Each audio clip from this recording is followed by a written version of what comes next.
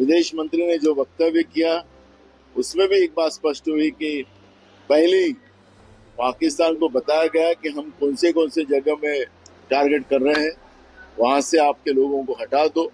तो इसका मतलब है कि कंप्यूटर में जो छोटे बच्चे गेम खेलते हैं वो गेम खेला गया और जो आतंकवादियों ने हमारी बहनों का सिंदूर छीना था उनके बारे में देश के प्रधानमंत्री ने क्यों नहीं बात रखी, ये भी सवाल देश की जनता के सामने है।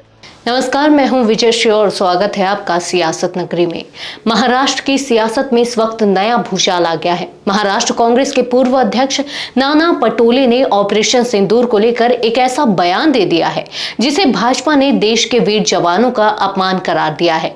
नाना पटोले ने कहा कि ऑपरेशन सिंदूर कोई सैन्य कार्रवाई नहीं बल्कि कंप्यूटर गेम जैसी चीज थी। उन्होंने कहा, विदेश मंत्री के बयान से पहले ही यह पता चल गया था कि पाकिस्तान में किन जगहों पर हमला किया जाएगा। उन जगहों से लोगों को हटा लिया गया जिससे पूरा ऑपरेशन बच्चों द्वारा खेले जाने वाले वीडियो गेम जैसा लगने लगा। पटोले ने यह भी दावा किया कि भारत सरकार ने पहले से ही पाकिस्तान को चेतावनी दे दी थी कि हम कहां हमला करेंगे। उन्होंने अमेरिका को लेकर भी एक विवादित दावा करते हुए कहा कि ऑपरेशन सिंदूर को अमेरिका के दबाव में रोक दिया गया था।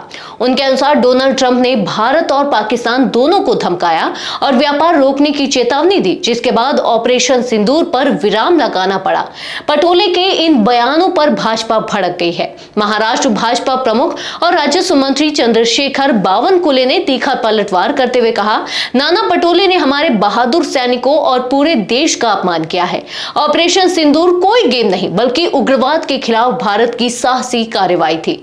बावनकुले ने सवाल उठाए कि क्या कांग्रेस अब भी सर्जिकल स्ट्राइक के सबूत मांगने वाली अपनी मानसिकता से बाहर नहीं निकली है।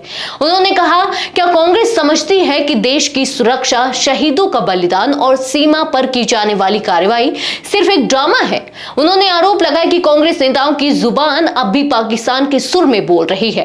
कभी राहुल गांधी विदेशों में भारत का अपमान करते हैं, अब नाना पटोले वीरता पर सवाल उठा रहे हैं। ये देश कभी भी ऐसे बयानों को माफ नहीं करेगा।